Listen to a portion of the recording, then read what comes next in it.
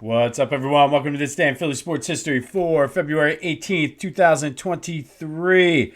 Let's get into today's Philly Sports Black History Spotlight. Today, we're going to spotlight Hank Gathers. So, you may or may not remember the story, but Hank Gathers grew up in Strawberry Mansion. He went to Dobbins Tech, and he played on a team. So, listen to this team. He played with his younger brother, Derek, Bo Kimball, and Doug Overton. That was the three NBA guys on that team. They were just like a stud team, and Philly Public League basketball back during this time was just outstanding with the guys that went to the different schools and whatnot. But they went to the Public League final 2 years in a row. They lost to Benjamin Franklin, who they were led by Pooh Richardson, who also was a NBA player. They lost in 1984. In 85, they beat South Philly, who were led by Lionel Simmons, who went on to start LaSalle. And I think he actually played, I think he played for the Kings at some point. But it just, Philly hoops was just outstanding in the mid to late 80s, early 90s, just with some of these players. But Hank Gathers and Bo Kimball became friends their senior year. They didn't really, they were friendly. They knew of each other, but they weren't necessarily the friends they were. But that senior year, they became friends. They went to USC together. There was a coaching change after their freshman year, so they transferred to Loyola Marymount, and they had to sit out a year. But in 88 and 89, Hank Gathers was just a beast. He was only the second player ever to lead the country in scoring and rebounding. So that season, he averaged almost 33 points and 14 rebounds. Hands down, probably the best player in the country. And he still had another year left. And back then, not a lot of guys really left early at that point, especially because he went to a smaller school. So they were talking about his senior year. So senior year, he started to develop some health problems. He had an abnormal heartbeat that was diagnosed in December of his senior year. He's put on medicine. He didn't necessarily like the way he played with the medicine, so him and his doctor were messing around with cutting back. They were, throughout the rest of that season, then trying to figure out the right dosage and trying to diagnose what was wrong with him. In the West Coast Conference semifinals, he went up for a slam dunk, was running back. Paul Westfall, was the coach of Loyola Marymount. So he was fast-paced, full-court press, run and gun, just scored lots of possessions, scoring lots of points. So Hank went back to get into his position, collapsed, taken to the hospital, unfortunately, was pronounced dead.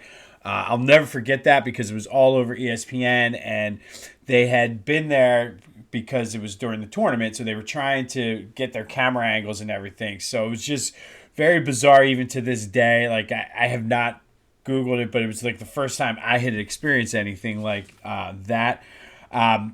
So in honor of him, every game then the rest of the way through the NCAA tournament, Bo Kimball would shoot a left-handed foul shot, his first one, because the one thing Hank Gathers couldn't do was shoot foul shots, so he experimented, ended up right-handed, but he shot his foul shots left-handed. So Bo Kimball, his friend, did that for him. Loyola Marymount went on a run. They were one of the first mid-major teams to really go deep, when the tournament became big, that I remember anyway. And they ended up losing to UNLV, and I just remember that game was one hell of a game. Who ended up winning? But Hank Gathers' legacy lives on today. There is a Hank Gathers Recreation Center in Philly on Diamond Street, right around the corner from where he grew up. A lot of the kids I used to teach when I taught in the city lived around there, played some of their rec games and things like that there. There's a nice playground. So definitely his legacy in that regard lives on. His life was obviously cut way too short. They do have a statue of him outside of Loyola Marymount's, I can never say that, Loyola Marymount's stadium. So, and for me, I was just enthralled by this team, this story. And then knowing that it was a local team, the book that Bo Kimball wrote, For You, Hank, it was the first book I ever bought with my own money. I was 13, so I was working summer jobs. Still have it on my bookshelf over there.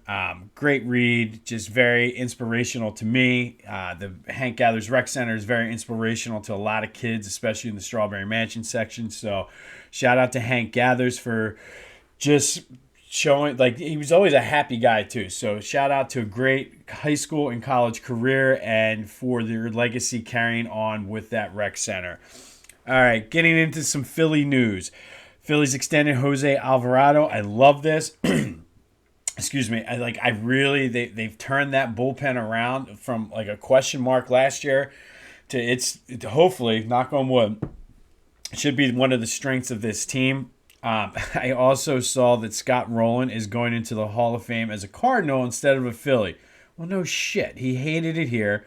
It still amazes me that he played more games here than any other team. But, yeah, St. Louis, you can have him. Like, whatever. Like, done. But still for Joe Embiid, he's still question mark for the All-Star game. I don't think he's going to play. And for the sake of the Sixers, I really hope he does not play in the All-Star game. I mean, that's definitely kind of selfish, but, I mean, their eyes are on something bigger. So hopefully we don't have any Joe in the All-Star game, but we'll see. I don't even know what goes on. Like, they have the stupid thing now with the draft, and they're trying to not hurt people's feelings, and it's a mess. But anyway, all right, so let's go back to 1983 today. On this day, February 18th, 1983, the Sixers beat the Rockets 127-198. Moses Malone scored 26, 13 boards. Mo Cheeks added 17. It was their fifth win in a row, and they were red hot at this time. We've talked a lot about the 82-83 Sixers. This was their fifth win in a row.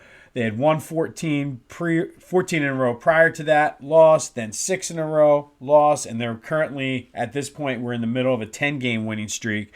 But the big story is not necessarily the Sixers. We talked about what Moses Malone meant to that team. But Moses Malone scored the NBA's 4 millionth point on this night. And just a random factoid for that.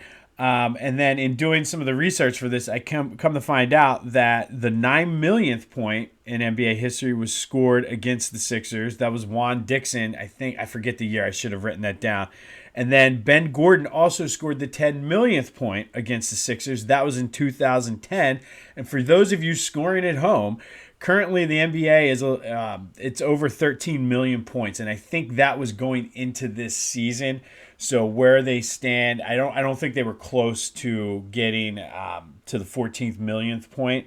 But my question is, who counts these points? And like, it was very difficult for me to find the information on this out. So just a question, if you know who counts the points in the NBA, or if you're the person that counts, hit me up because I'd like to talk to you and just whatever.